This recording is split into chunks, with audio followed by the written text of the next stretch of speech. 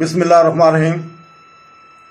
السلام علیکم بہنوں، بھائیوں اور دوستوں، آج ہم سورہ بقرہ کی آیت نمبر 187 جس میں روزوں کا ذکر ہے تو اس کا ذکر کر رہے ہیں۔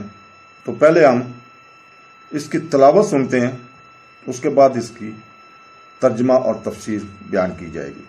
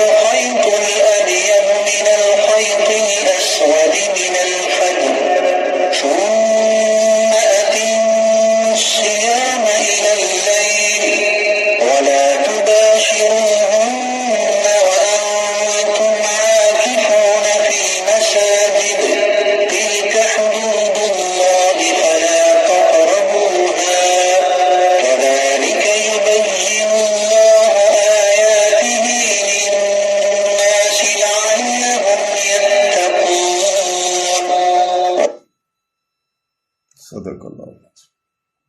تو دوستو، اس آیت کا ترجمہ ہے، اللہ تعالیٰ فرماتا ہے تمہارے لیے روزوں کی راتوں میں اپنی عورتوں کے پاس جانا حلال کر دیا گیا، وہ تمہارے لیے لباس ہیں اور تم ان کے لیے لباس ہو۔ اللہ کو معلوم ہے کہ تم اپنی جانوں کو خیانت میں ڈالتے تھے تو اس نے تمہاری توبہ قبول کی اور تمہیں معاف کر فرما دیا۔ تو اب ان سے ہم بستری کر لو اور جو اللہ نے تمہارے نصیب میں لکھا ہوا ہے اسے طلب کرو اور کھاؤ اور پیو، یہاں تک کہ تمہارے لیے فجر سے سفیدی صبح کا ڈورا سیاہی رات کے ڈورے سے ممتاز ہو جائے، پھر رات آنے تک روزے کو پورا کرو۔ اور عورتوں سے ہم بستری نہ کرو جب تم مسجدوں میں اعتکاف سے ہو، اور یہ اللہ کی حدیں ہیں تو ان کے پاس نہ جاؤ۔ اللہ یوں ہی لوگوں کے لیے اپنی آیات کھول کر بیان فرماتا ہے تاکہ وہ پرہیزگار ہو جائے۔ اس آیت کا شان نزول ہے، شروع اسلام میں افطار کے بعد کھانا پینا جمع کرنا نماز عشاء تک حلال تھا۔ نماز عشاء کا وقت شروع ہونے کے بعد یہ سب چیزیں بھی حرام ہو جاتی تھی، یوں ہی سونے کے بعد بھی یہ چیزیں حرام ہو جاتی تھی۔ اگرچہ ابھی عشاء کا وقت شروع نہ ہوا ہو تو بعض صحابہ کرام رضی اللہ تعالیٰ عنہ سے رمضان کی راتوں میں ہم بستری کا فعل سرزد ہوا۔ اس پر وہ حضرات نادم ہوئے اور بارگاہ رسالت صلی اللہ علیہ وسلم میں پیش ہو کر صورتحال عرض کی تو آیت اتری اور فرما دیا گیا کہ آئندہ تمہارے لیے رمضان کی راتوں میں اپنی عورتوں کے پاس جانا حلال کر دیا گیا ہے۔ نیز اللہ تعالیٰ کو معلوم ہے کہ تم اپنی جانوں کو خیانت میں ڈالتے رہتے ہو، لیکن اللہ تعالیٰ نے تمہیں معاف فرما دیا اور آئندہ کے لیے اجازت بھی عطا فرما دی۔ آیت میں خیانت سے وہ ہم بستری مراد ہے جو اجازت سے پہلے رمضان کی راتوں میں مسلمانوں سے سرزد ہوئی تھی۔ تو دوستو، اللہ تعالیٰ کے لکھے ہوئے کو مطلب کرنے سے مراد یہ ہے کہ عورتوں سے ہم بستری اولاد حاصل کرنے کی نیت سے ہونی چاہیے، جس سے مسلمانوں کی افرادی قوت میں اضافہ ہو اور دین قوی ہو۔ ایک قول یہ ہے کہ اس سے مراد شرعی طریقے کے مطابق یہ فعل کرنا ہے، اور ایک قول یہ بھی ہے کہ جو اللہ تعالیٰ نے لکھا اس کو طلب کرنے کے معنی ہے رمضان کی راتوں میں کثرت سے عبادت کرنا اور بیدار رہ کر شب قدر کی جستجو کرنا۔ یہ آیات حضرت سرما بن قیس رضی اللہ تعالیٰ کے حق میں نازل ہوئی۔ آپ صلی اللہ علیہ وسلم بہت محنتی آدمی تھے۔ ایک دن روزے کی حالت میں دن بھر اپنی زمین میں کام کر کے شام کو گھر آئے، بیوی سے کھانا مانگا اور پکانے میں مصروف ہو گئے۔ یہ تھکے ہوئے تھے، اس لیے ان کی آنکھ لگ گئی۔ جب بیوی نے کھانا تیار کر کے انہیں بیدار کیا تو انہوں نے کھانے سے انکار کر دیا، کیونکہ اس زمانے میں سو جانے کے بعد روزہ دار پر کھانا پینا ممنوع ہو جاتا تھا۔ چنانچہ اسی حالت میں آپ رضی اللہ تعالیٰ نے دوسرا روزہ رکھ لیا۔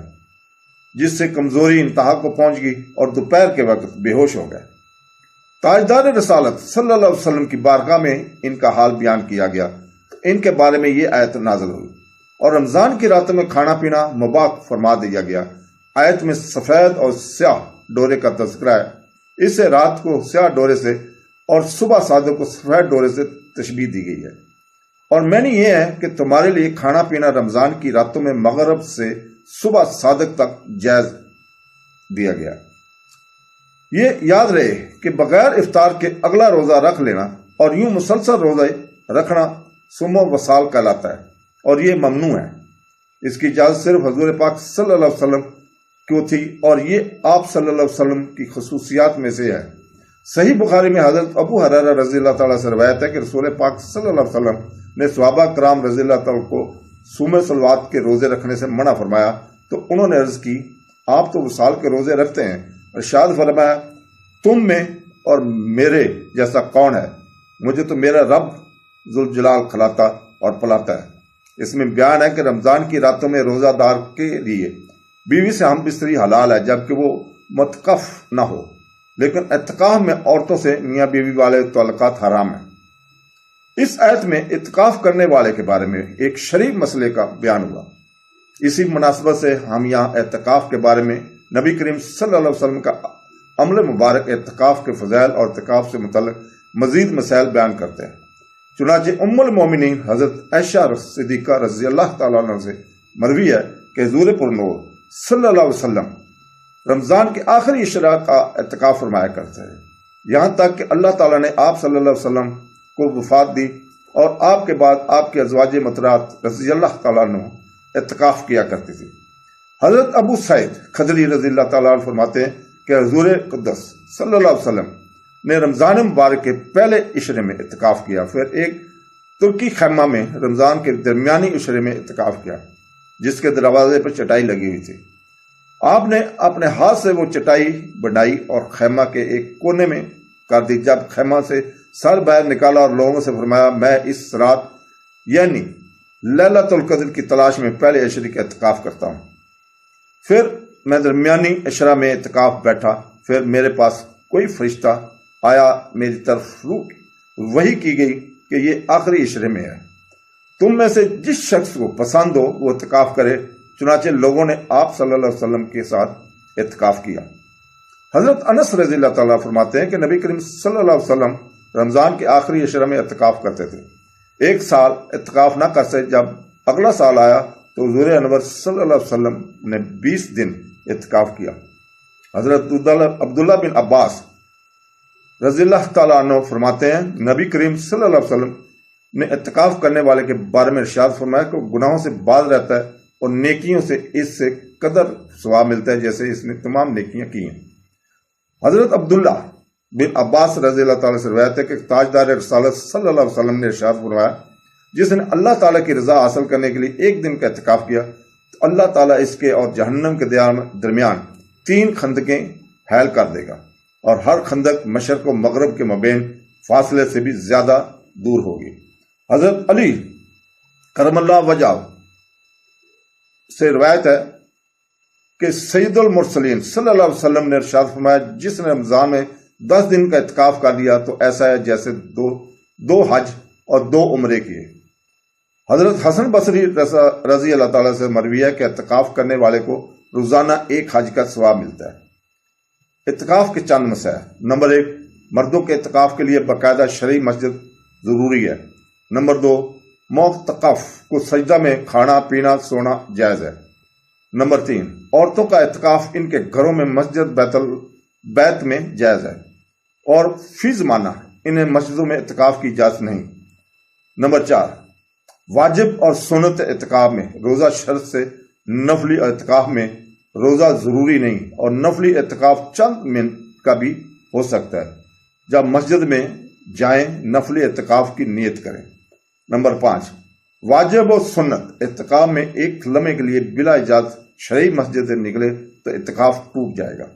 تو دوستو، اللہ تعالیٰ ہمیں قرآن پڑھنے، سمجھنے اور اس کے اوپر عمل کرنے کی توفیق عطا فرمائے، اور روزے رکھنے اور اعتکاف میں بیٹھنے کی ہمت عطا فرمائے۔ آمین ثم آمین۔ اللہ حافظ.